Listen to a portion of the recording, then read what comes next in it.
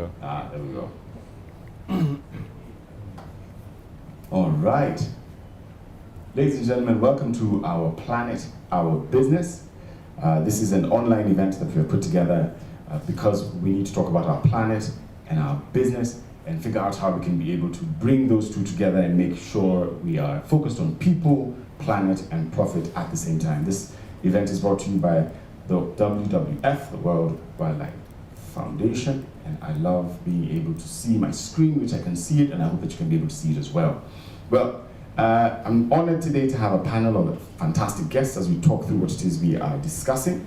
I'm going to introduce them one by one as we go, and then we will get into an introduction by Karen, who is the head of the organization that is bringing this event together, and then we can get into our program. So, right next to me here is Mr. Vivan Shah. He's the Kepsha Foundation trustee and chairman of Bidco Africa. Lots of questions for you in terms of industrialization and the impact that's having on our planet.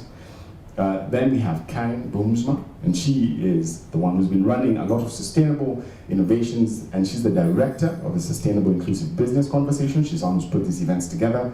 I have been part of this for 5-6 years now. It's fantastic to see how much it's grown.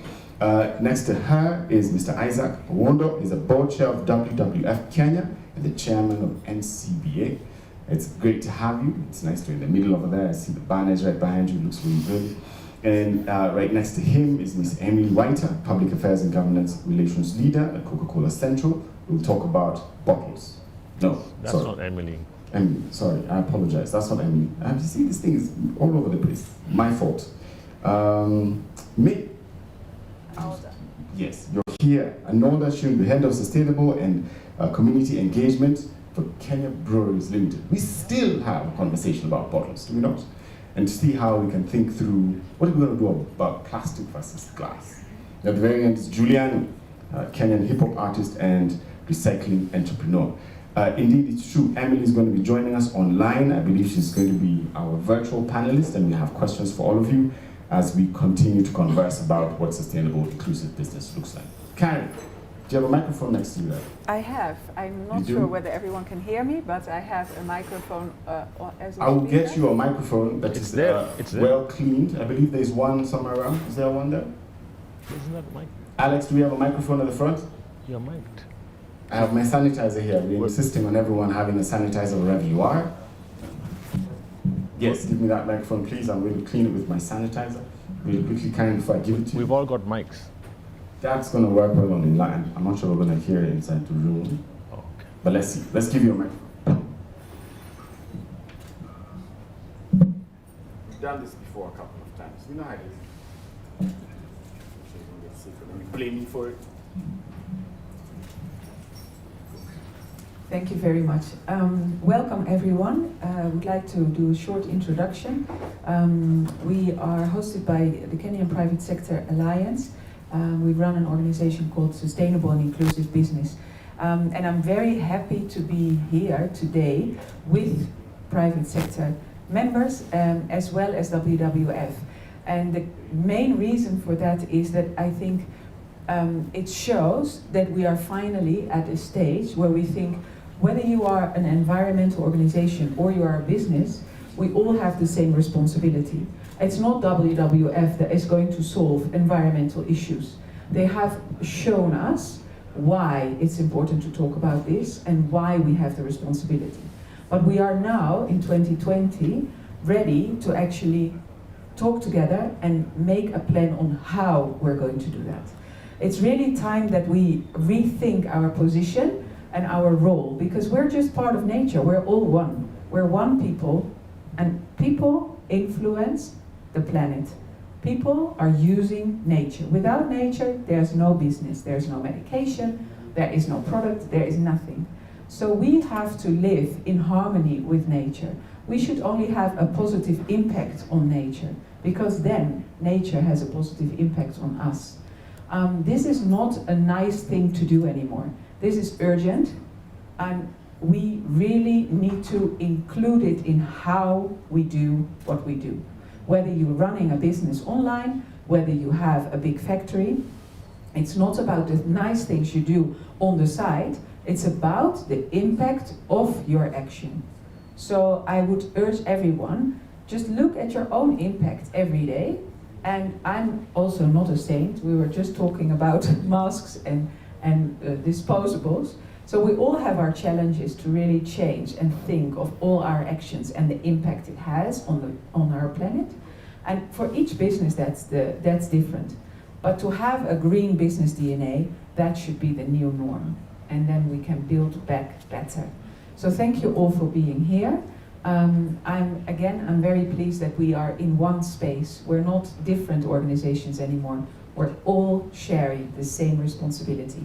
And we need to make sure that we thrive and that the planet can thrive. It's not about growth. It's not about one is doing better than the other. It's about thriving as a planet and as we are part of that. Thank you.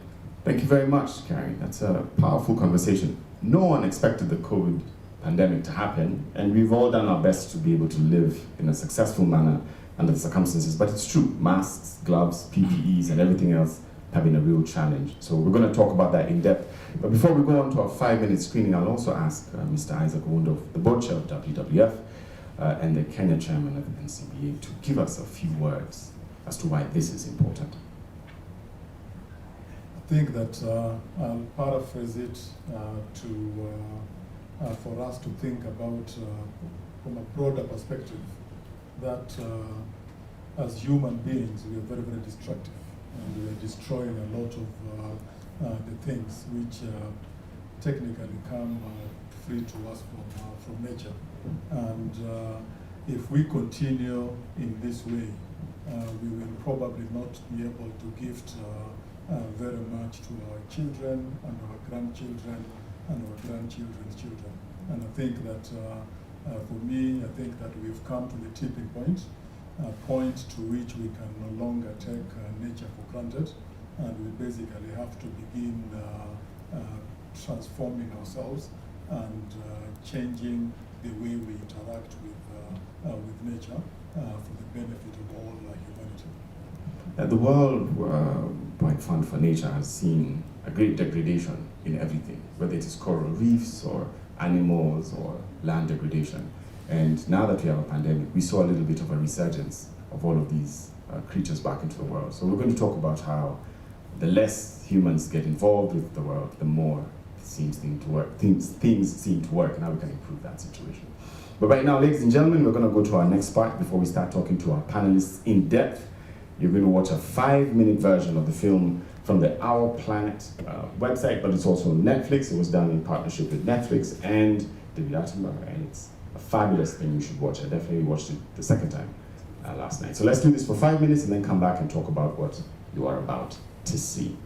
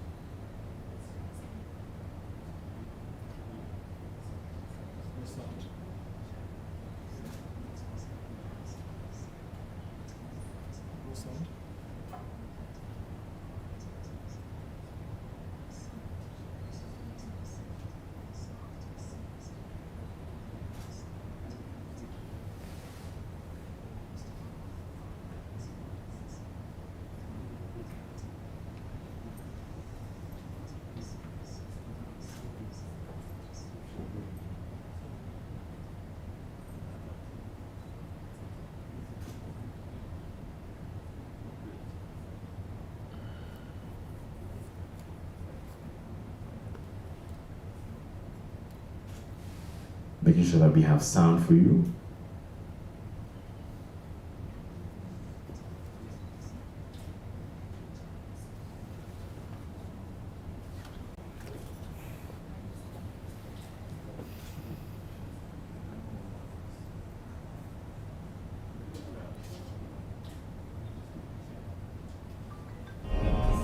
Welcome to the Anthropocene, the age of humans.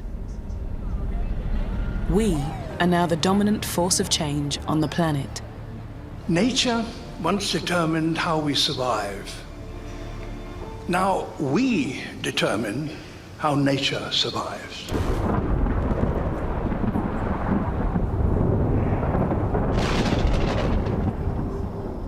Three-quarters of the land surface and 2/3 of the ocean are impacted by our activities. In the summer, there is 40% less Arctic sea ice cover than there was in 1980. Almost half of our planet's forests have been felled for their timber and to make space for ourselves and our livestock. And at sea, our extensive overfishing is leading to the collapse of key fish stocks. The cod stocks crashed back home in Newfoundland, where I was from, and thousands of people thrown out of work, boats beached, canneries emptied, and that was the real wake-up call. That's where I began to understand there'll be no jobs on a dead planet.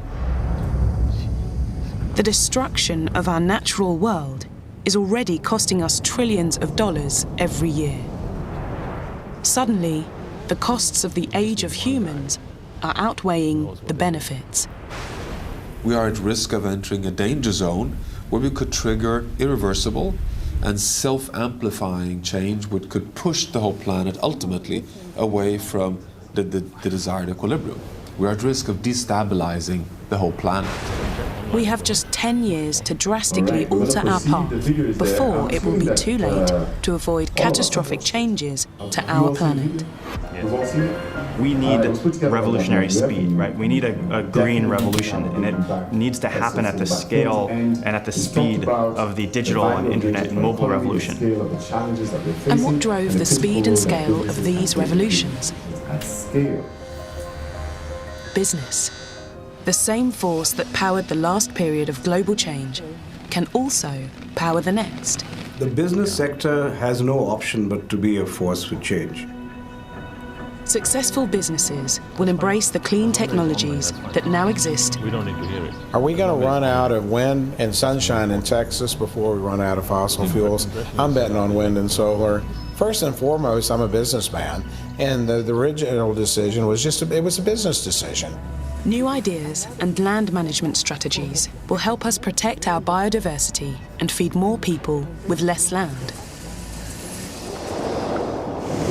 The health of the ocean is critical to the way our planet operates. Future businesses will respect it as a resource that belongs to all of us, only taking what it can naturally replace. Next-generation businesses will design their product lines to fit within circular economies. Waste from one process becomes food for the next. Waste is just a resource in the wrong place. That's even true for carbon dioxide. It's true for plastics. It's true for everything that we think we're throwing away. There is no away. And so we need to create economies that actually have infrastructure that enable that circular design. 9 p.m., yeah. So I thought, okay. If you ask millennials, what is the purpose of business? 47% said some version of the purpose of business is to improve society and protect the environment. This is a fundamental sea change in the way an entire generation thinks about business. It's going to mean that if you want to attract the top talent and retain them, if you want to win over millennial customers and attract the $30 trillion of capital that's currently being given to millennials by the baby boomer generation, you're going to have a narrative around how your products are sustainable and healthy. Sustainability is now the only business plan. I think that in the future, when we look back, there will be two types of companies. Companies that got it and companies that didn't get it. I know which segment I'd like to belong to. The only viable future is one in which business innovates to demand less of our world. In that future, the wild will recover. We can restore the balance of nature, fix the relationship between our planet and our business, and change the way we live on our planet for the better. Forever.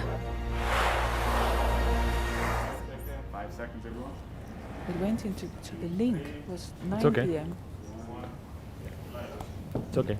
So there it is. That is a short 5 to 7 minute clip of what is essentially a massively impactful video movie that's been on Netflix for the last 3.5 months. It was supported by WWF and also put together by Silverback Films. And it was about the essence of our planet, the economy, and the impact that I'm assuming all of us have watched. Starting with Giuliani at the back over there, just when you watched it, what came to mind? What did you think? What was your first impression? I mean, overall, Konacheki, the animal kingdom is about men trying to impress females na food. You know, and like that's the only thing in the whole cycle. But deep down, yeah, what you see, and I even wrote something down, like one of the quotes in the thing, in Asama, the rainforest diversity depends on no one species gaining the upper hand.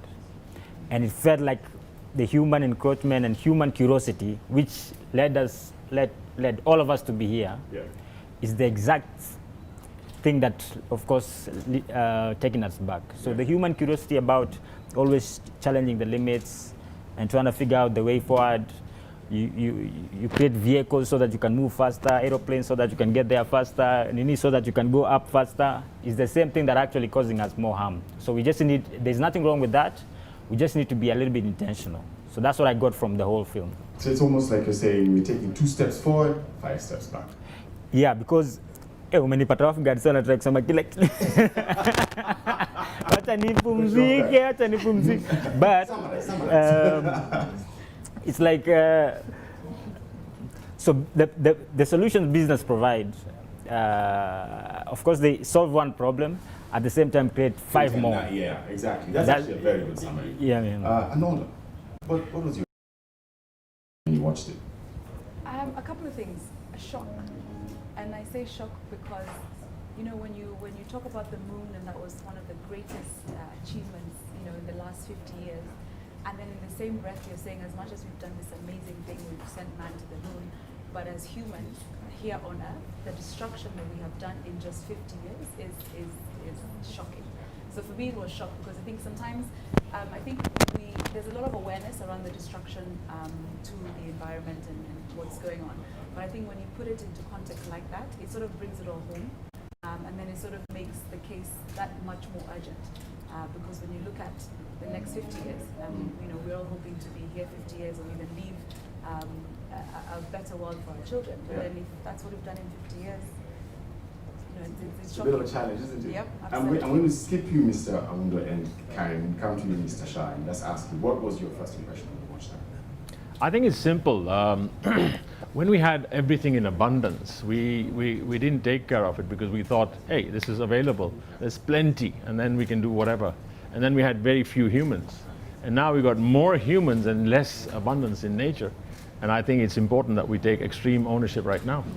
Take extreme ownership right now. Yes, responsibility and ownership to say, it's my job, it's my business, it's my thing. Is our problem. Not as a company, not as a business, but as an individual. If every individual across the planet, 7.4 billion, take responsibility, we sort it out, and we say we won't deplete it, we can solve it.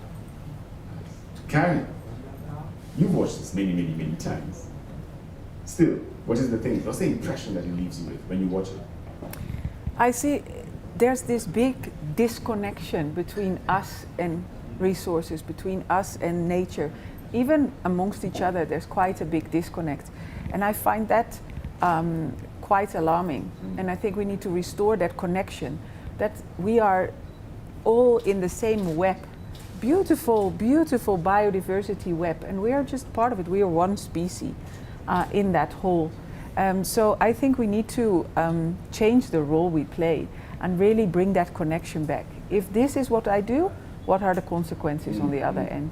And you see now that nature will restore.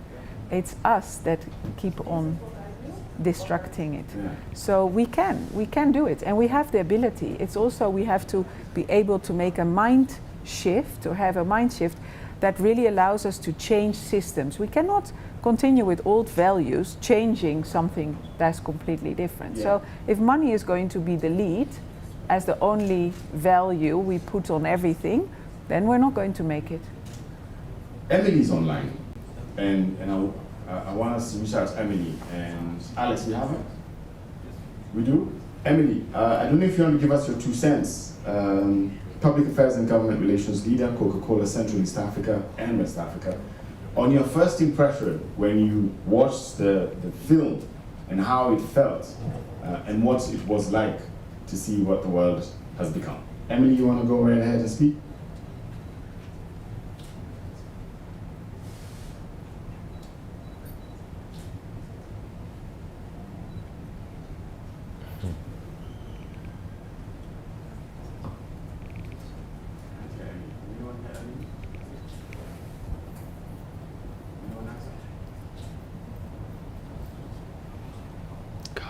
All right. Seems that we can't get her right now. So let's close this with Mr. Wunda. Before we start the panel conversation, WWF put this together and did a phenomenal job of telling us where our planet is. Why? I think it's really a recognition that the human being is a very destructive animal. And I say that with all seriousness because we are part of species. And if you look at all destruction taking place in the world, it's really because of us. And I think we recognize that it is only us who can change the direction of the planet and humanity in total and all species. Reality is if we do nothing about it, then we will have probably a lot to pay for it before too long. So we must define the agenda which will allow us to bend the curve for the destruction we have created. So let's talk about that now specifically as we get into our panel discussion. Over the next 50 minutes, we're going to be addressing all the parts we play. We have an industrialist in the building. We've got a corporate company that has been the leader in so many ways in not just Kenya but East Africa, in beverages. We've got a hip hop artist and activist there. We've got an environmentalist in Kenyan and all that she's doing to connect businesses and the environment. Then we've got the WWF, which is almost like the finger that is on the pulse of the heart of the planet. But we have people who are watching this and listening, who are consumers of all these products, who live in these lands, who, as Karen has said, have isolated themselves from nature. We live in cities. We don't see monkeys, we don't see zebras, we don't see trees. They're those distant things we see on TV. And so my question is... And we have a banker too. And we have... It's fine. Yes. And my question then becomes, what is the incentive as an industrialist to do better for the world? And how does that change the metrics of what you measure? I think it's very simple. Responsible business, being environmental friendly, being sustainable makes sense in the global perspective. But it also makes you sense because actually it reduces your cost of doing business. And this is where, if it's done sensibly, everybody can reduce the cost of doing business and therefore give more competitive products out there. So it's not just that I have to do this, it's a wish to. And you say, I wish to do this, and we align ourselves in terms of mind, body, and soul and say, let's go do it because this is what we want to do, and this is the way we will do it in. So rather than saying that, oh, because of government regulation or whatever, you've got to do this, it should be more from inspiration within to say, I wish to do this, and this is how we will operate, and therefore we won't mess around. And the same way, we want our consumers out there to make sure that they don't dispose of various things in the environment and destroy it. Yeah. So I think it's responsibility on all fronts. But we take responsibility as a company, and we do it because we wish to be environment friendly. We wish to make sure we operate at a standard that we inspire other people. But at the same time, I think it's also saying, let's create that awareness amongst our consumers to say, this can be done in this manner, this can be recycled, and therefore there's a much better way of doing things. To that question of getting your consumers to understand and appreciate the change that is required, how do you change customer behavior when we're used to our plastic oil bottles from Bidco, or our plastic containers for bread or whatever it is? How do we change that culture? I think a lot of us give plastics a very bad name. It's not the plastic that's a bad name, it's the consumer who uses it.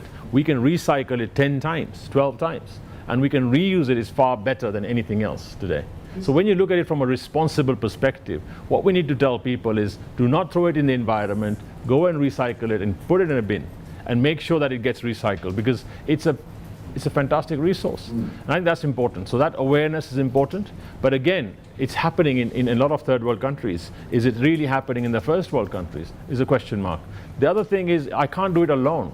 And this is where we come in as a whole group to say, I do it, but then I need everybody in the ecosystem, every company doing it, and therefore everybody in the country doing it. And that's where we bring in regulation. So government needs to come in with saying, we've got these regulations, you can't throw this away in the environment, sort that out, and companies also abide by it. So there are two-pronged approaches. One is the stick and one is the inspiration. You work on two prongs. Carrot stick situation. Julian, on the ground. Buda, unanipata every time unanirusha tu hivi. Sasa at least nimekupima. On the ground, do people see the value of recycling? I think they have to connect their livelihood and their everyday life to recycling. They have to see the effect. So we have done a bad job in communicating that. Yes. Communicating the connection between that plastic and to their livelihood and how their school fees and everything will be paid. But at the same time, you have to realize that you're dealing with an individual who they live in a surrounding which there is no ownership in the first place. Because the way they left from Ushago to Nairobi wasn't from a place of, I'm owning this place that I'm living. I'm actually on a transit. So somebody who lives in Dandora is on a transit to Kilimani. Kilimani is on a transit to, unless they own the So we are dealing with people who have a certain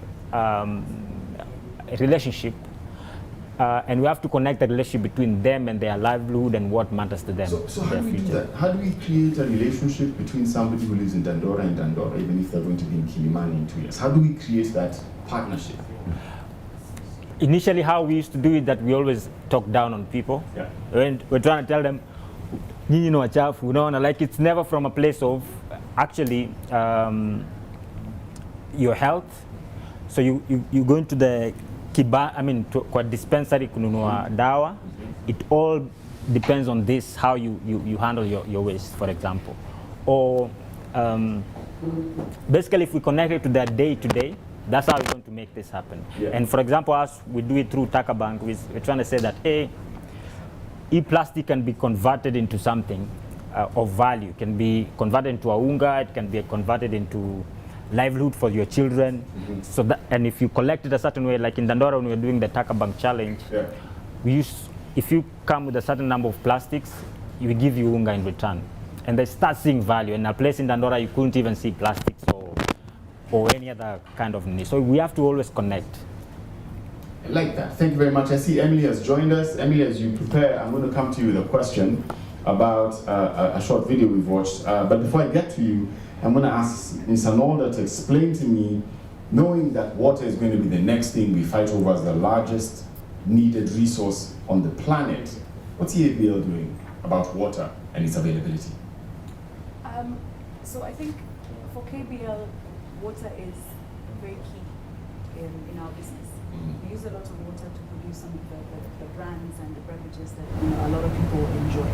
And we're very conscious of our responsibility to protect the water towers, to protect that source, to ensure that as a business we will be sustainable. But then more importantly, just to ensure that we're not just taking away from the environment and we're not leaving enough resources for our children or our children's children. So we've done a lot of work protecting the water towers, Aberdares, Mount Kenya, Mount Elgon.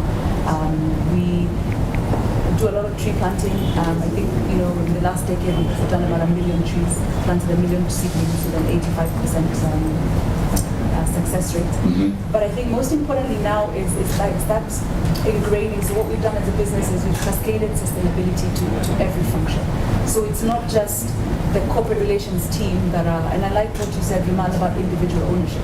So whereas before it used to be seen as it's an older's job to drive sustainability. So I'm in marketing, I don't really, have anything to do with it. But once we cascade it across the business, so marketing when they're branding, for example, Tusker, right?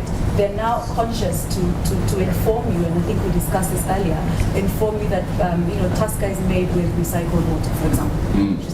Just an example, And so then, picking up from what Giuliani mentioned, when you look at now marketing again, we're doing events.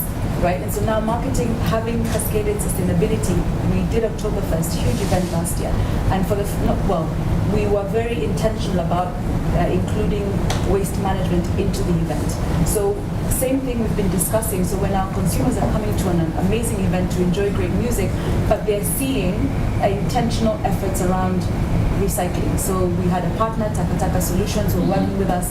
So now you're coming to an event as a concert goer, but then you're actually encouraged to, when you finish your beverage or your plastic cup, to put it to recycle it. Yes. And then now, piggyback on water, I think so in the factory we have invested in a water recovery plant that will save us about 1.2 billion cubic liters of water a year.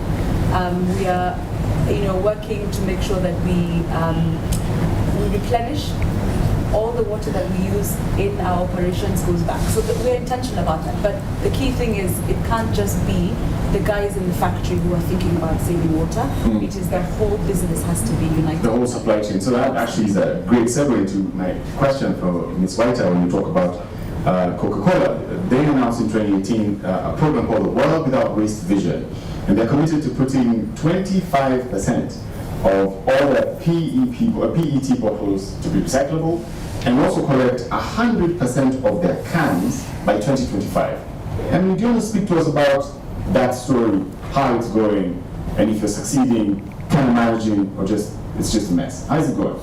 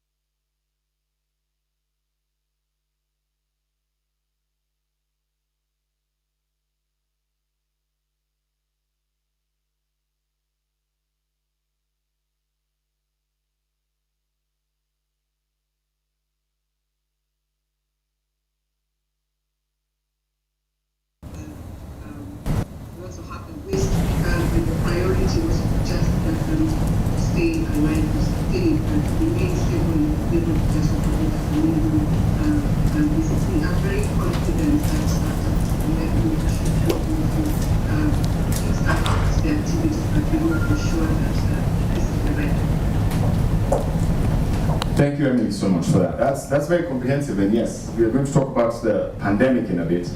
But then we turn to Karen, and say, Diman has spoken about what Bitco is doing, and we've heard the movement that they're making in plastics. We've also had another speak about ABL and their drive, and now about Coca-Cola and what they're working to do. Is this giving you confidence? Do you see gaps? And how do you feel about this new turn? Or is there no new turn, in your opinion? No, there definitely is, because we have to be all very hopeful and positive, otherwise nothing will happen and nothing will change. So you can't do that with a negative spirit. But there is a big need for bringing all responsibilities again together.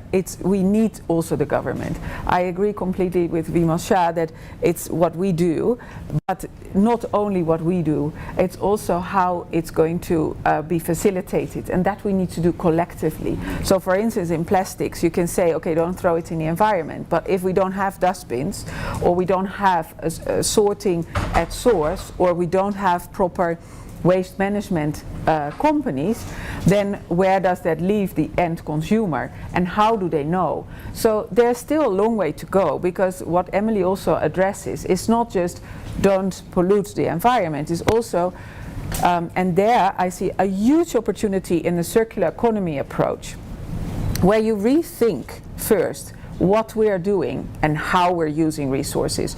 Is it really necessary to use that specific material for this purpose? Is it necessary, or is it the way we use it for that purpose? Can we expand the lifespan of the materials we're using? And if not, is there an alternative? Can we have an alternative? So you say rethink, actually redesign, because a lot of what we are now, and luckily in Kenya, we're really getting our head around, and also around policies and extended producer responsibilities, for instance, where we say, okay, we can't just recycle, it's how is the material being made, where do they end up, where have they been used. So you really have to think through what we are, how we're using products, and then you can say, okay, rethink, redesign, refuse maybe, reduce. If you can expand the lifespan, you reduce the use, and ultimately on the end you say recycle. Yeah. Because a lot of, there are recyclable materials like steel, glass, cement, which actually are recyclable and recyclable and recyclable over and over again. But not all materials will keep the same quality of the materials. So we have to have a look at that.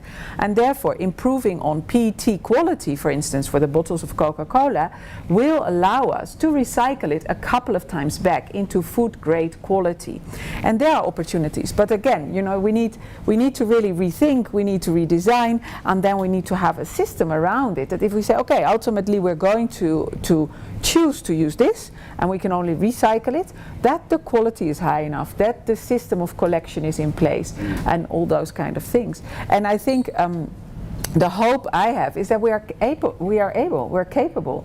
If we want, like what East African Brewers is doing as well, wastewater treatment, we can do it as a choice. Costs money initially, and that's where the money problem always comes in, because that's the value. We value everything with money, everything.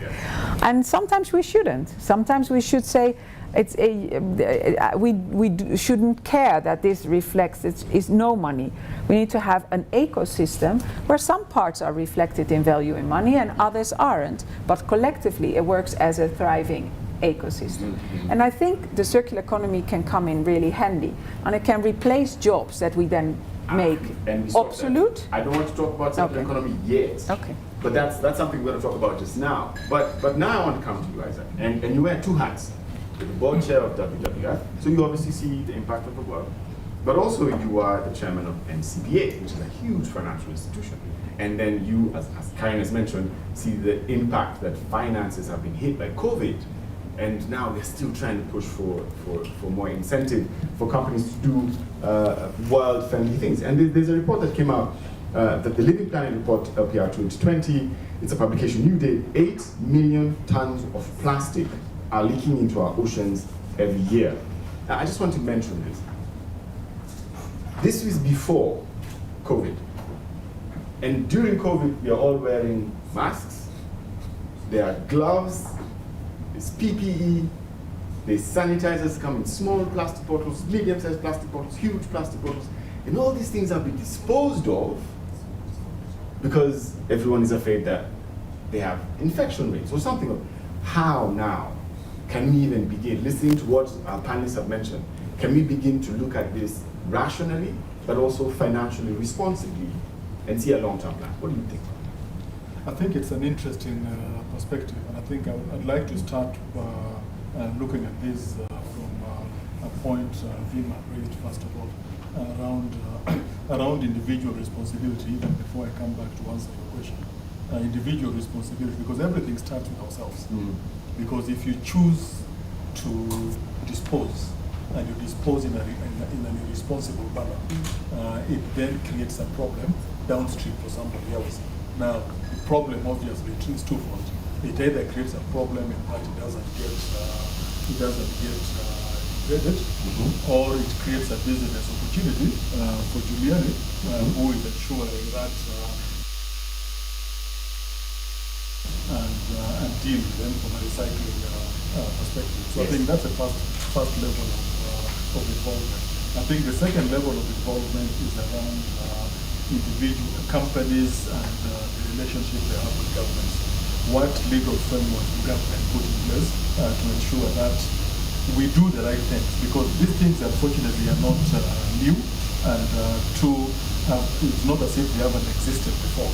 I mean, I remember growing up in Mombasa, where littering was not allowed. And there were signs everywhere, do not litter. One. Two, there were bins everywhere where you would actually place any type of litter you had. And so I think that from a legal framework perspective, we also need to ensure that we as organizations and working with government ensure that some of the legal framework which existed and actually exist even today are respected, and people don't then do responsible things. I think the third thing is then, I think coming back now to your question about the challenge, the new challenge as I see it, because plastic is a fact. Before the 8 million tons of plastic, which is dropped into oceans every year, we have a baseline of about 350 million tons, which is already sitting in there. That's already in there. We are putting in 8 billion tons every year. Now we have all the new waste which is going to come from PPE and whatever else. And I think that it has to start with clarity in terms of how this will be disposed of. Recognizing that there is a potential health hazard also arising from some of these things. And then how we will make sure that they don't get their way into the environment, because if they do, they will create a huge problem. If you look at typical plastic, it will probably take about 100 to 200 years to degrade. Now, you don't want that in your environment. If I come back to it from a financial point of view, which was really your core question, it is really an issue as a financier.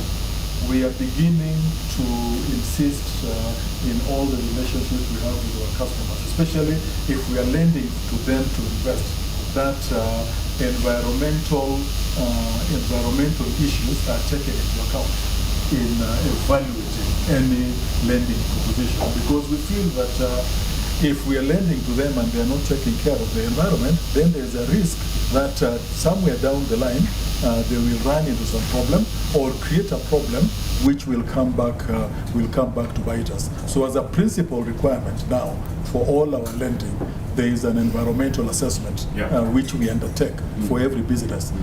One, there's a legal defined process in terms of the standards you have to meet, and we want to make sure that you meet those standards, and then there are broader needs which we have defined, which we want to ensure that you meet. So if you are polluting as a matter of course, it's very, very unlikely that we will lend to you. So Manu Shangari has just said something on the chat. He said that, dear Mr. Mungo, many years back I chaired the committee of WWF of Corporate Club. We planted 30 acres of plantation in Mount Forest. It was coming out well. Yeah. On a beautiful morning, the representative of WWF and I went by plane to see how things were going on, and to their surprise, the landed. I come back to India again. I was going to respond to Livelihoods. Industry can afford to borrow money because they have a long-term plan. Your debt portfolio is 30 years, 50 years long, because you can do that. As an individual, my debt portfolio is 6 months, sometimes 2 months, depending on if I'm using Mshwari. It's very small, and I'm trying to figure out how to feed myself this month. Do these two stories.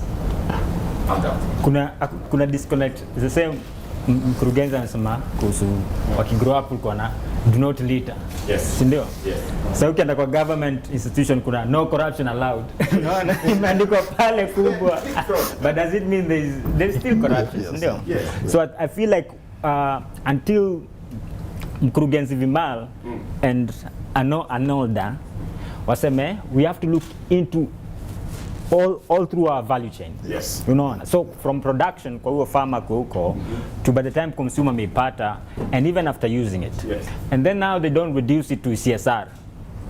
You know, because iko reduced to every kwanza sasa hii ndio hii imeanza sasa hii November hapa utaona mapicha zinapigwa.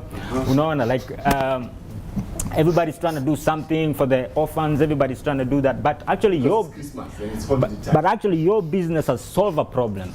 By using Bidco product means that mboga yangu itakuwa tamu kidogo extra. So you've solved my problem. Yeah. But you need to look at the ripple effect of that, which of course is keen. You've been doing it wacha tu nikusifu kidogo, but we have to connect the what do you call it, throughout the value chain, because we always leave it at a certain point. Yeah. So it doesn't reflect your facility as 50 years. Debt. Your debt portfolio. Unaona, I make sense kabisa to me, unaona, because it's about now, trying to figure out the now. Exactly. Emily, over there at the back, I'm going to ask you, there are more cokes drunk every day than there are people brushing teeth. I read that somewhere. I'm not sure when or what that is. Very unfortunate, by the way. Not good news. But Emily, knowing that Coca-Cola has been able to go everywhere, and there's a lot of people who use them, cans and bottles, and cans and bottles, that's actually most of what you do. What do you do to educate these people who use your products, while at the same time taking care of their livelihoods?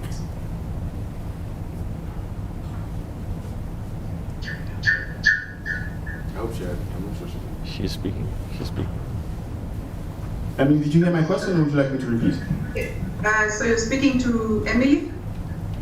Yes, I am, yes. Did you hear my question, or shall I repeat? Oh. Would you like me to repeat the question? I think I had something around I'm glad I didn't go online. what we do to educate the public. That's correct. Let's go with that. So I'll proceed. So I think there's a lot of work we've done over the years with, and again, this is not singularly just as Coca-Cola, but together with industry. But I'll speak a little bit about what we've done ourselves. So, you have to start from somewhere, and of course we had to do a lot of research to first of all fundamentally understand where the challenges around understanding what recycling were. And it was really shocking that even the most educated, the most exposed people did not understand how to separate waste, or people did not even understand that people were ignorant to how they were disposing of their waste. So, and then of course, we all know that reaching out to schools is one of the easiest ways to begin, because they are organized, they have environmental clubs, there's systems in place really to keep this off. So what we did is just ran three campaigns at the same time. And I remember what we did in 2019 up until the beginning of this year, pre-pandemic, was we rolled out a campaign called Recycle and Win with Coca-Cola, which was a very successful initiative that we ran in 2,000 schools in Kenya. And it was simply the school that managed to mobilize students aggressively enough to collect the most waste was going to win a football pitch. The other thing we managed to do was run radio campaigns, TV campaigns. I don't know if you can recall this. It was quite a busy period around November, December of last year up until February this year. And we managed to get a lot of feedback, a lot of people calling in and providing feedback on how we can, improve, or what they liked or did not like about what was happening. We've also worked a lot with various stakeholders. We hold a lot of workshops across the country, just educating, whether it's leaders in various industries, people in waste management, and even including working with local government, just to at least get to a place where we're all able to come together and put in place the right waste management platforms and equipment that is required to move this thing forward. Of course. Thank you, Emily. I want to pick up on your point. You talked about how you went into schools, how you're providing them products, and just go quickly to another and ask about farmers who provide you, they provide you in the water. And I've got a question for Cyrus, the CEC organizer in Nakuru. And he says, for Mau and other key biodiversity areas, legislation on declaring them as protected areas would go a very long way. But organizations like EABL work with suppliers such as farmers. Actually, that was more of a question, but I don't know how the question. Yeah. Anyway, his question was: as we wait for that to happen, do you work with farmers directly in supporting places like the Mau and water collection areas in this country, so that it's more than just what happens after the product has been created, but also what happens before the product comes to the business? So in the business, we have a program which we call Growing Value Together, and that's created around the shared value. So for us, and I think just to answer to respond to the comment that Manu Tandari had made about the Mau. When we do our internal tree planting activities, we work with community forest associations, and that's just to piggyback from the point you're making, because it's that ownership, right? Because by the time we take our whole team, we go and we plant some trees. When we leave, it is the ownership of the CFAs, the community forest associations, who will ensure that they grow and nurture the trees, so that we try to avoid a situation where you come back in 5 years and the land is gone, because then they see trees as an income generating activity. So trees become valuable. Yeah. Now, when you look at across the value chain, I think I had mentioned earlier about how we've cascaded sustainability in the business across the value chain, but this is also outside of the business. So we're moving to a point where we'll be asking our suppliers to do more. So for you to do business with EABL is no longer going to be dependent on what you can offer, but also we're going to be asking a lot more of you. So we as a business are committed to sustainability. For example, we're planting trees. You cannot be a supplier if you are not sharing the vision that we share. So for example, we have a network of 50,000 farmers. When we recruit every year, when the farmers sign contracts with us, we are moving to a situation. I think this was the first. So this last few months, when we started our new financial year, we actually had a cohort of farmers committing in their contracts. So this clause was included in the contracts, where the farmers were committing to plant trees. Mm-hmm. So when I talk about sustainability, and just when they say committing to plant trees, did you give them money for seedlings? Or did they just commit and then we just have faith? How did that work?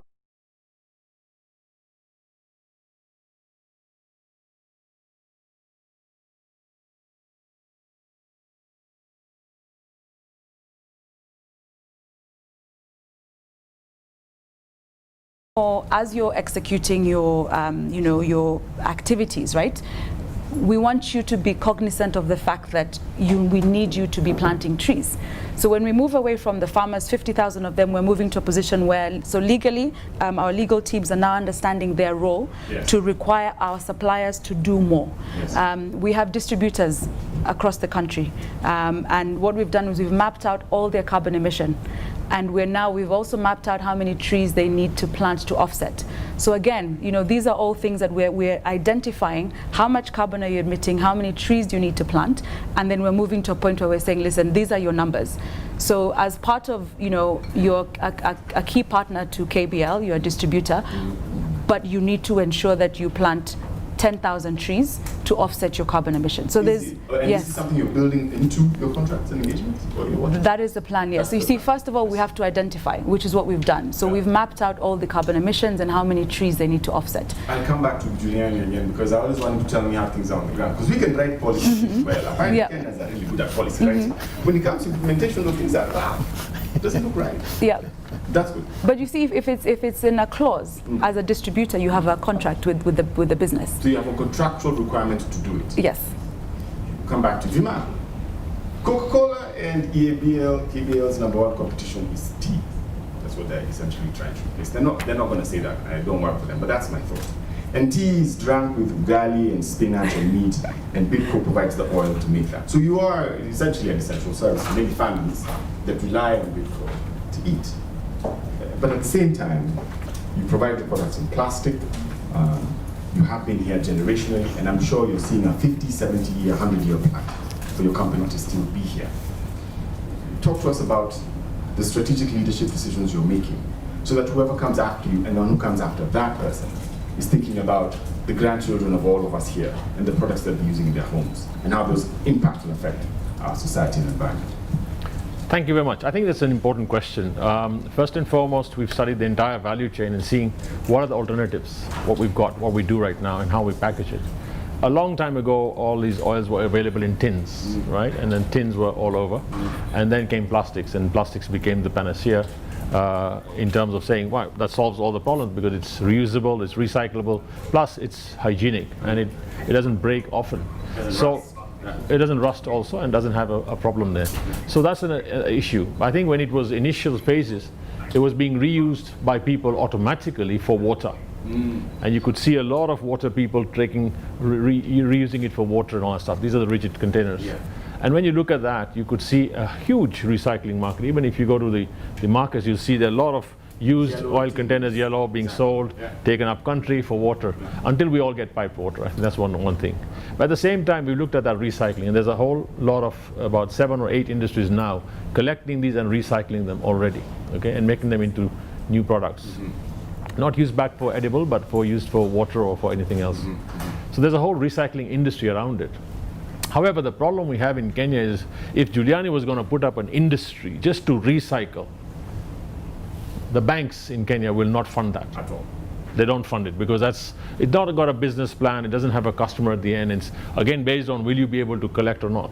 And that's where there's a whole risk profiling that happens here.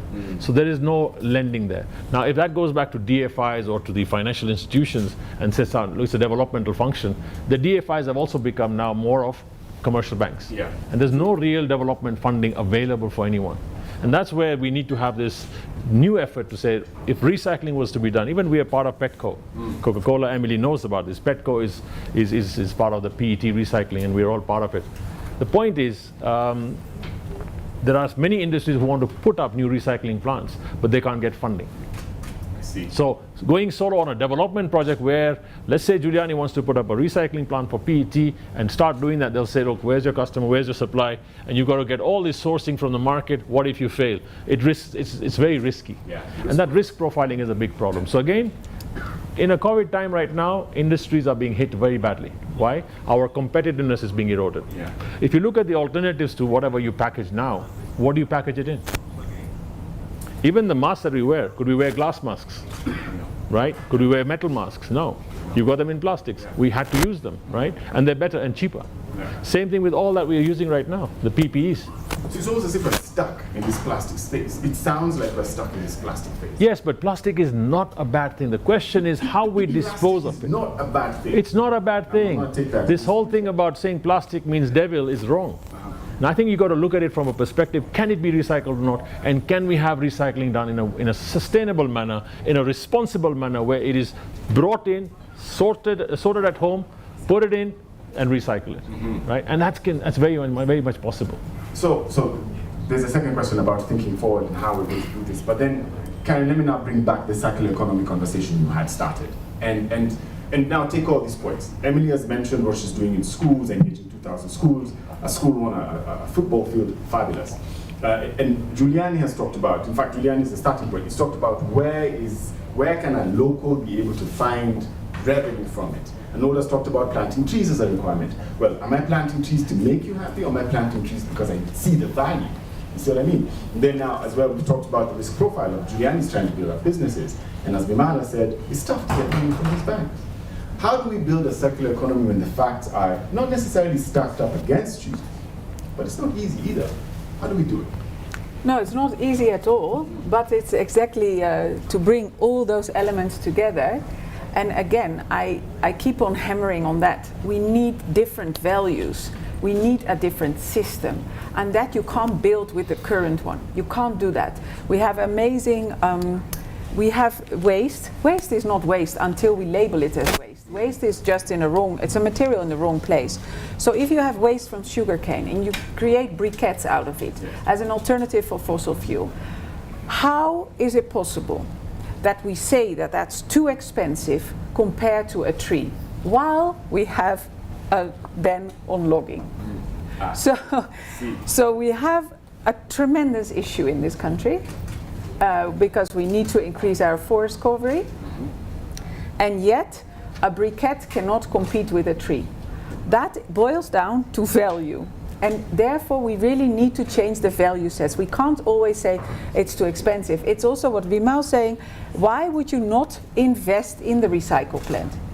If this is our collective future, if that is going to solve an issue, why is that too expensive? Against what? Against the disaster we're going to face? Can you value that? Like, it is too expensive. Compared to what? Compared to what? Yeah, what's the baseline? Yes, what is that? Yeah. So, and then I think we have to keep on thinking, yes, it's great if you can recycle it. Plastic is a great product. We're only using it for 60 years. Let us not tell ourselves that we can't change it, because it has been only there for 60 years. We were living without it.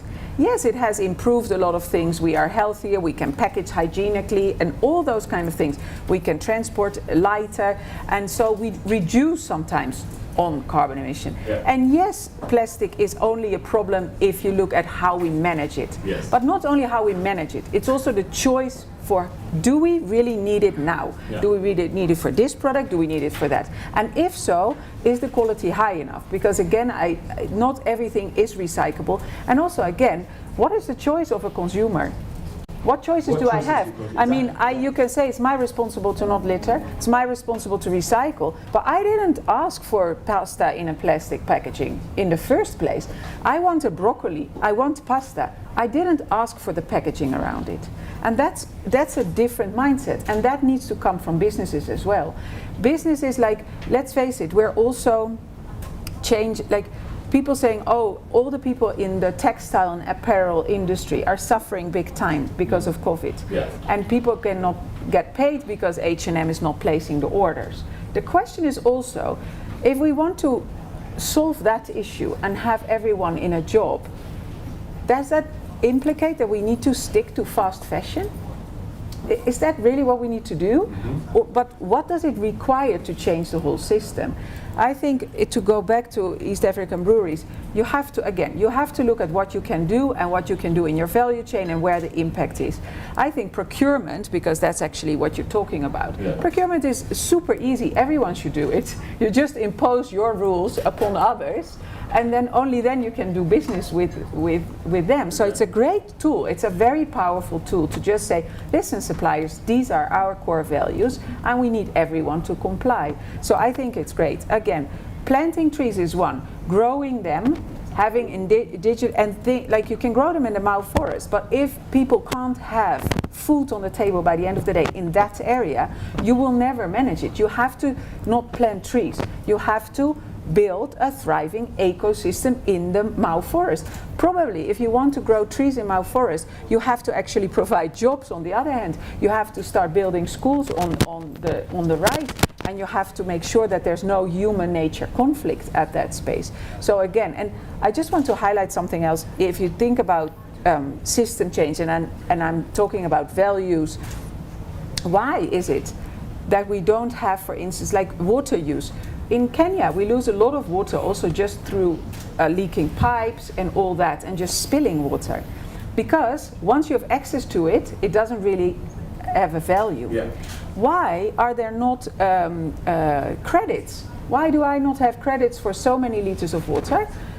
Vimal has the same. I'm just saying that. Kind of like carbon credits, you mean? No, you have so much credits for this. You have everyone is entitled to have this much water, this much electricity, even Wi-Fi. Why is it a privilege to be on Wi-Fi, and yet it's providing us jobs, and people who can't go online, they don't have work. So why not make a few essentials accessible? If I don't need my credits for my water, I don't use them. Then I have them left. I won't waste them. I will trade them. I will give them to Vimal because he needs them for his factory.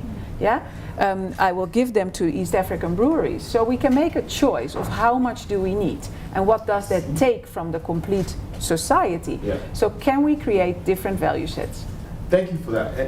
Mr. Wandui, I like that you wear two hats because it becomes tough to answer the question with one perspective. Because now you have to look at what Vimana said about debt, and you will not give a recycling company, 250 million shillings to build it out because it's good for the environment. It doesn't work that way. Yeah. Whereas Bidco, Coca-Cola, and EABL, though they may say plant trees, it is not part of their core business.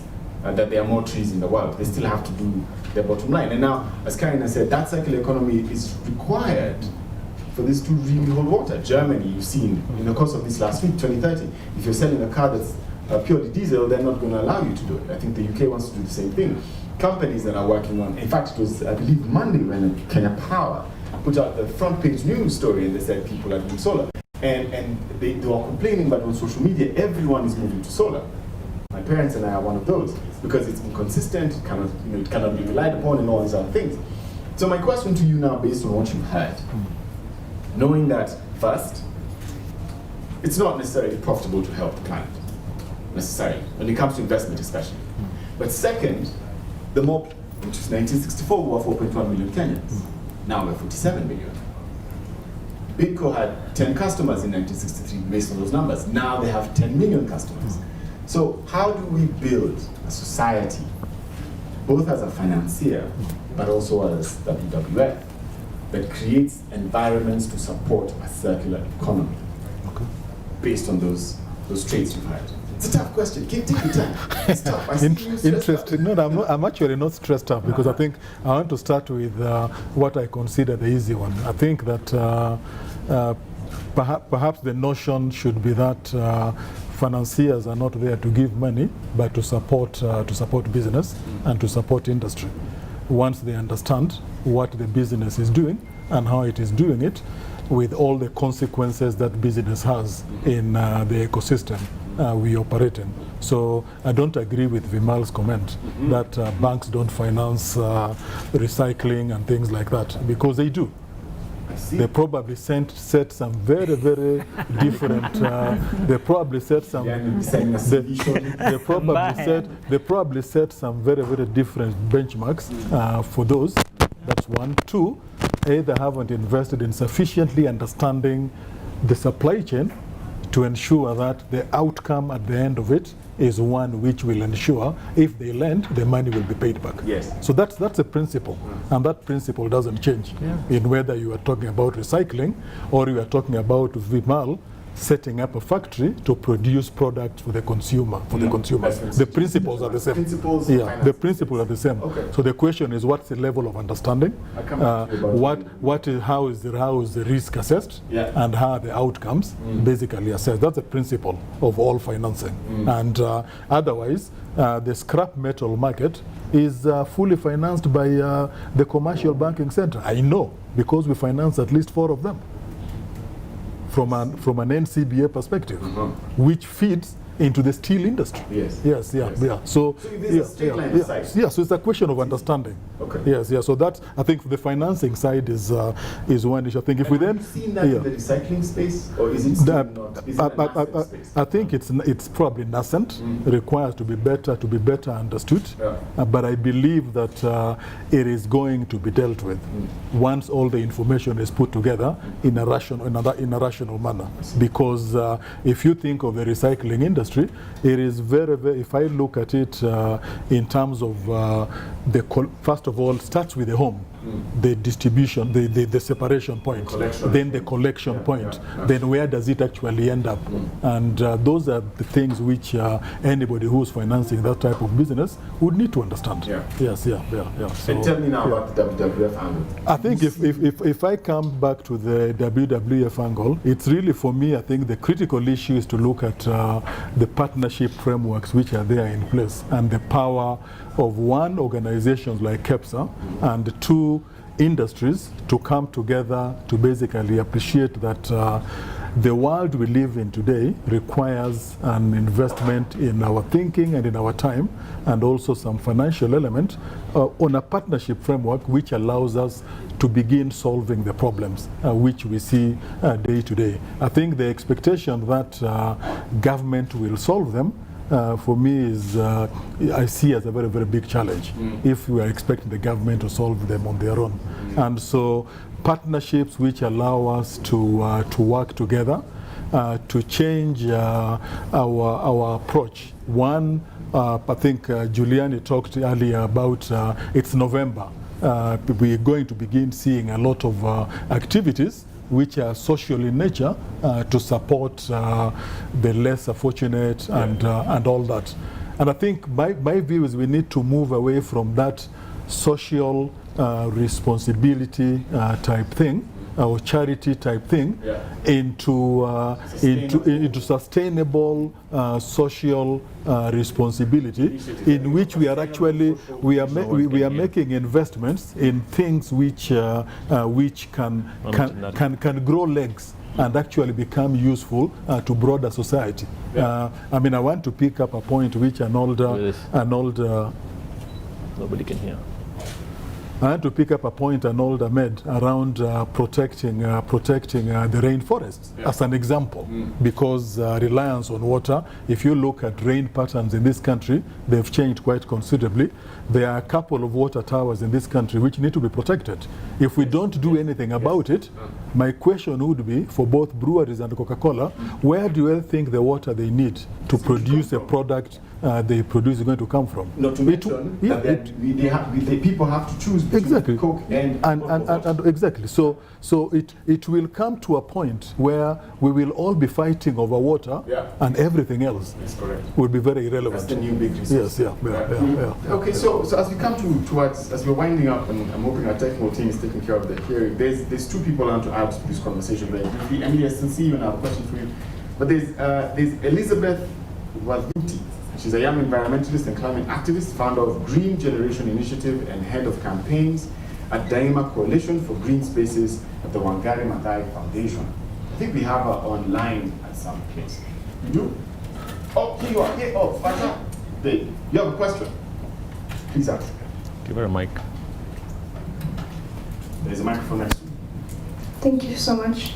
So it's a question that comes through a contribution.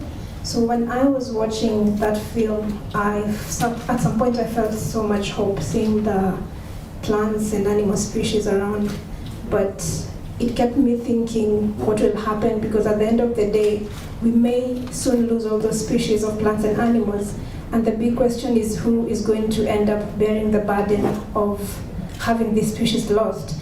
And I know that we've talked a lot about millions of people depending on our natural resources for survival, but still those resources remain under risk due to human activities.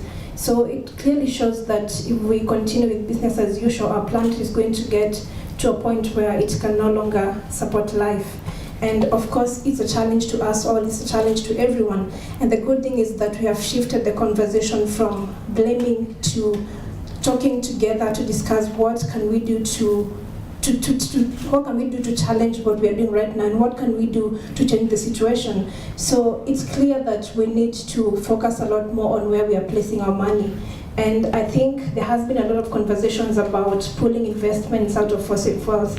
And my question goes to, how can we now ensure that we also pull investments out of every activity that is fueling biodiversity loss, and out of every activity that is also fueling deforestation?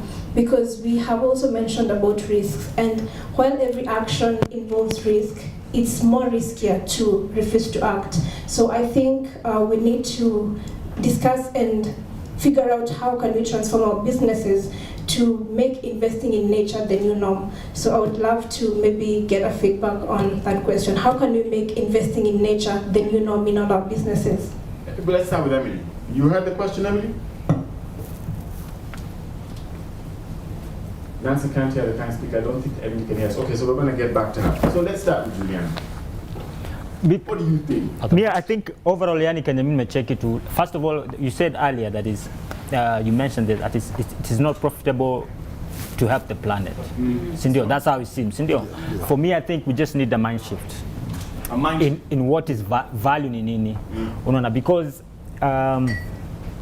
like for me, especially now, when, like, let me give you an example. So in my house, I separate my plastics. I put the plastics candle, I put the papers candle, and I put organic whatever candle. So hizi organic naeza nifanye nao farming kidogo kwa hao, unaona.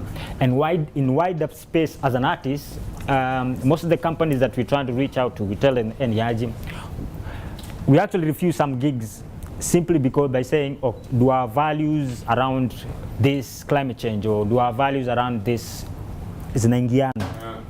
And if you get me to perform, you at the same time have to allow the Taka banks and the youth groups, because we are providing employment for young people, and they're seeing value in being part of the value chain. That's correct. So I think we need to have a mind shift of what is value in the first place. So let me ask you that, on the what is value. You divide your garbage. I wonder how many other people here do the same thing in their houses. What gave you that incentive? We have to come from a place of, I have to agree that I come from a place of leadership.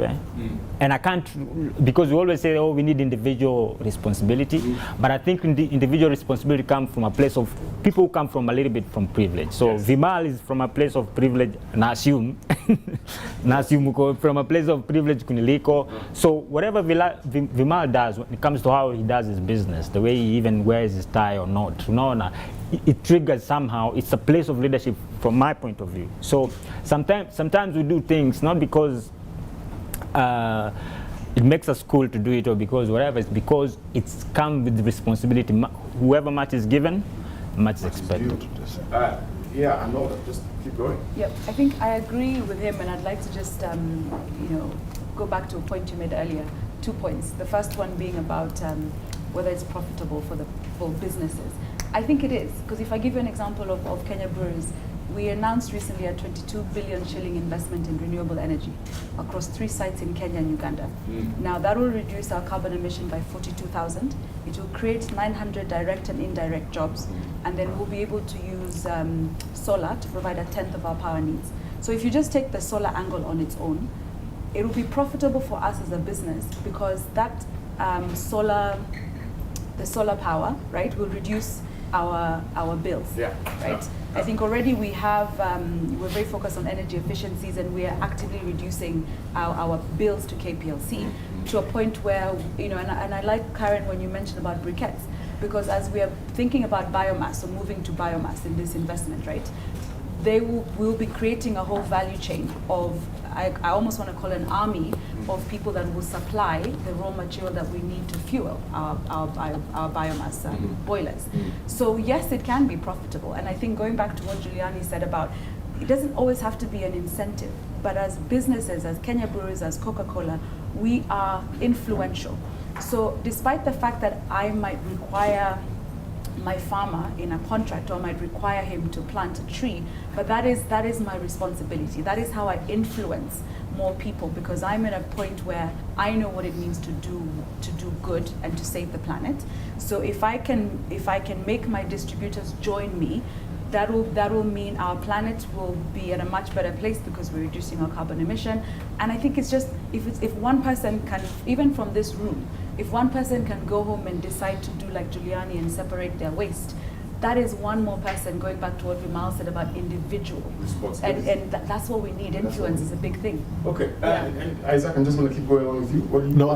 I think that probably just to add on to some of the issues which have been raised, for me, I think the critical issue is a very major change in mindset. And I think to recognize that and this is how I started this conversation this morning, is that it's about us as human beings to basically realize that either we are in control of the environment we are in, or we are not. If we are not in control of it, then we will destroy everything in it with ourselves as part of it. If we are in control of it, we will begin bending the curve and begin allowing the world to survive beyond perhaps the next couple of millions of years.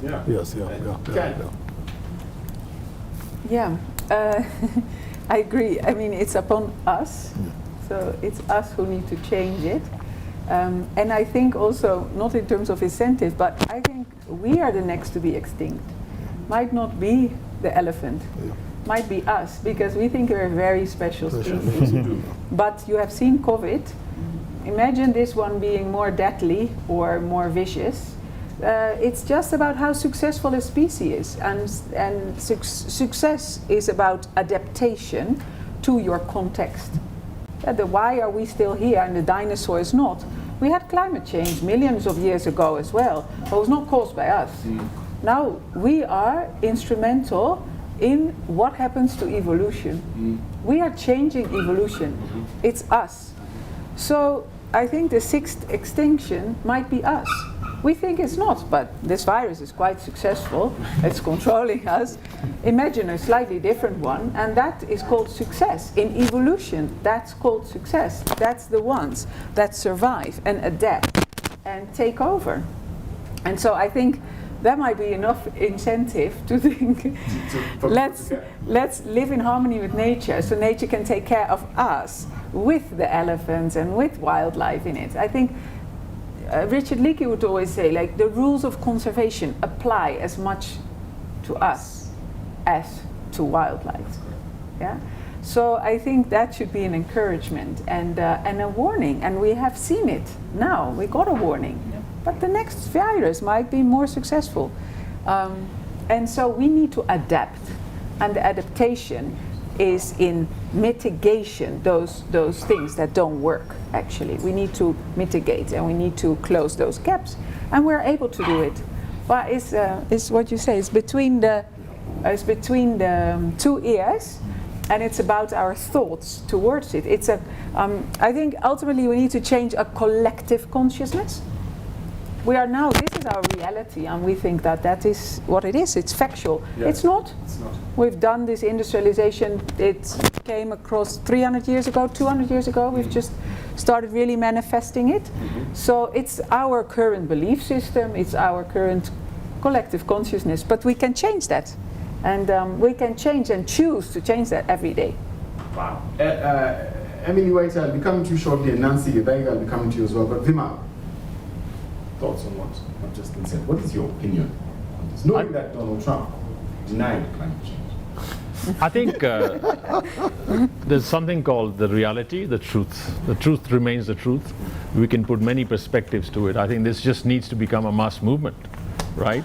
What everybody has said today is mindset change. Yes, it means I, as an individual on this planet, take this as my planet and my responsibility. The minute we do that, we're all sorted, because then you start saying, I take responsibility for not polluting, I take responsibility for this and that. Plus, I think there's a law of economics will need to change. Because when you look at what bankers look at it from perspective of the risk perspective, everybody looks at anything in environment as a risk, right? And we talked about natural resources. I think we're going to convert that to say natural capital. Rather than looking at it as resource. Resource means I go and exploit the resource, take it and make money from it. So take the entire timber industry, this, that, whatnot, and they're all doing that, okay? We're moving everything to paper now. Now paper is very environment friendly, I agree. But look at it. How many people are planting those trees? It's not. And therefore, when we talk about converting to something else, you have a problem. Water, and I put it to you, water, there is no shortage of water in this world. So it seems. There is so much water. Look at all the oceans, right? All that ocean that we've got is increasing. The melting happening in the North and South Pole When you look at that, water's there. We just put in desalination plants. You put them across the coast, you have enough water, potable water, to supply the whole of Kenya. Do we have that as a big mission? Will a bank finance it? Will the government say, yes, let's do that and let's pump water up country and everybody has enough water? These are the projects that are required, not the, you know, when it's a very sexy thing like political, we go and say, let's spend more money on a referendum, this, that, whatnot. On these sort of things, nobody wants to touch it. What's happening in solar? I think KPLC is fighting against solar right now because it's going to destroy them. And solar is the only solution. If you're moving to solar, why are you doing it? Because the costs have come down. The cost of your power will be 3 US cents per kilowatt hour. We're being charged 18 cents by KPLC. So you're going to make sense out of it. Because it makes money, you're moving there. 10 years ago, we moved from all hydrocarbons to biomass. And all our boilers across the country, across East Africa, are all biomass today, right? Yes, and we take any agro waste that we get. Today there's shortage of agro waste. There's not enough coffee husks, there's not enough macadamia nuts, there's not enough agro waste available. So what happens? Go back to wood chips. And that's the only solution that happens, right? Wood chips is forest. No? I'm just saying that's where it goes back to. So again, agroforestry and all that stuff needs to become more, what like Karen was saying, sustainable agroforestry, where people see it, I grow it for 10 years, I cut it, I get another tree, I replant, and that becomes a business, right? So that's what I'm saying. There's a mass movement required here to say, can we make it better? Again, grazing. I think if you see our planet, you see actually grazing is what's destroying our ecosystem. So instead of grazing, let's do zero grazing. We do animal feeds, and we're doing a lot of that stuff right now. But people still want to go and say we're grazing. Why? Because it's cheaper. It's cheaper. Those kind of problems. So this requires, I think, it's a whole planet issue. We all take responsibility and we say it's our responsibility, not yours and mine. And again, how you act when there's nobody in the room and it's dark and there's only a mirror there. That's it. That's important. Otherwise, we're all doing it for cosmetic purposes, just to show and look good. I think the looking good should go and say, fine, let's do it. A mass movement is possible. It's like the Wangari Maathai movement, right? And we can do that. It's not difficult to do. But it goes back to everybody's heart to say, I will not do this. I will not spoil it. If everybody keeps their front yard and backyard clean, the whole continent, the whole world will be clean. Emily, I hope that you've been hearing us. Would you please give us your 2 cents on what's happening? So I'll combine my response with there's someone who asked a question just shortly before my fellow panelists started to respond, and also just what my closing is from, not just from a Coca-Cola perspective, but also from a Kenya Private Sector Alliance perspective. I think this business cannot succeed in a failing society, period. And so businesses just have to take an active role in leading this transformation. And businesses that will take this on will ultimately be better placed to harness any emerging opportunities in the market. The global challenges that we have today, whether it's climate change, whether it's water and food crisis, poverty, conflict, just name it, they are all in need of solutions, and the private sector can deliver these solutions, and they represent these issues represent a large and growing market for business innovation. So we are very well positioned to improve our environment and communities.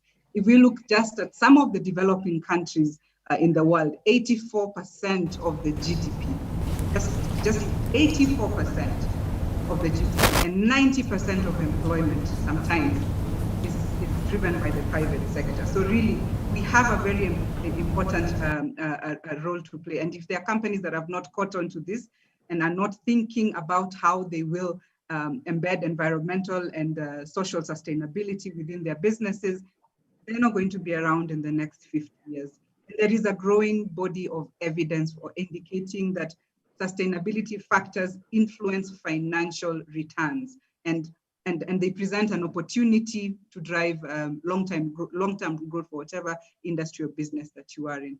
Those are my 2 cents. 84% of GDP and 90% of employment is private sector in development. Is this what you said?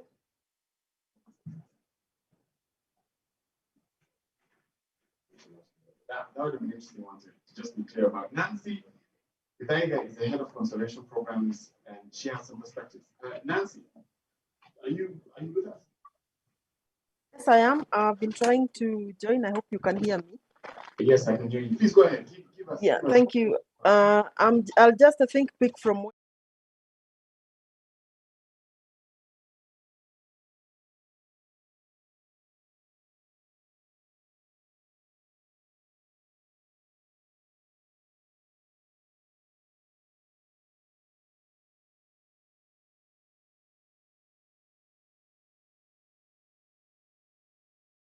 We cannot offer jobs on a dead planet. But importantly, that I think the private sector and the businesses are central in providing solutions. And we have seen this happen across the world. We've seen this in Kenya. I think one of the panelists talked about, sourcing sustainably. And if we demand to source sustainably, then those who supply are forced to actually do it sustainably because there is a market and it makes business sense. So I think that is what I'm hearing. And as an organization, we feel this is not a task for any single person. The CEO of BITCO has said this. It is individual responsibility. It is, corporate. It is collective action that is needed. Because the people, and I say this with due respect to Juliani, and I think Elizabeth, who is also in the panel, are the ones that will live with the consequences of our actions today if we don't change what we need to change. Our businesses, Kenya as an economy is mainly nature dependent. And if therefore we draw and withdraw all the capital that this nature is providing us, then we'll not be able to survive, whether it be jobs, be it the businesses. And therefore I see, and listening to the panelists today, that there is the commitment and there are the actions that we want to do together because we cannot prosper differently. The solutions will come from ourselves. The solutions will also come from the private sector. They'll drive this, even as we all join to see, a world that is different and is more sustainable. Yeah, so I think this is what I carry from these conversations today. Thank you, Nancy, as head of conservation programs, and those are beautiful perspectives. And thank you to our panelists for the time you have taken, for being out here, for giving us all the feedback you have. And I just want to ask, in closing, if Karen and Mr. Wonder would just say 3 words as to what do you feel in your heart is missing, and what do we need to do, except personal responsibility, to make this become a reality. Karen.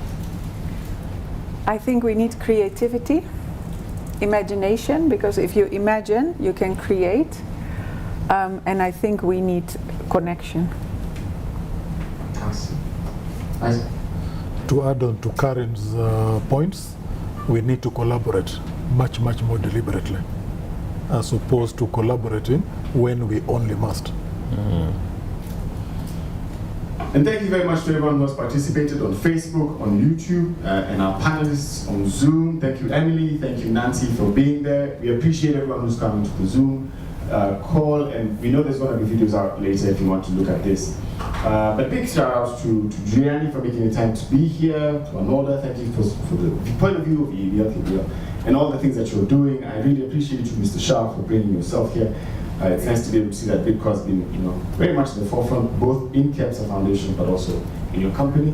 Thank you, Karen, for bringing this event together and bringing all these people as you've done for many years. I think this is, if I'm not mistaken, year number 6 or 7. So it's fabulous to be able to see that. And finally, thank you, Mr. Wonder, for the work that WWF has done, not just in Kenya, but then globally, and really brought the story out for many young people like myself, I believe I'm still young, who will be inheriting the world in the next, actually, I think I'm 40, am I still? But for those who are younger than us, my 2 kids who really want to inherit a world they care about. So it's fabulous. Ladies and gentlemen, I'd like to invite all of you to a snack after this with social distancing. But it was been nice to be here, and I look forward to seeing you again. Okay. Take care. Thank you. Good. Thank you. Great job. Excellent. Done, everyone. Don't forget to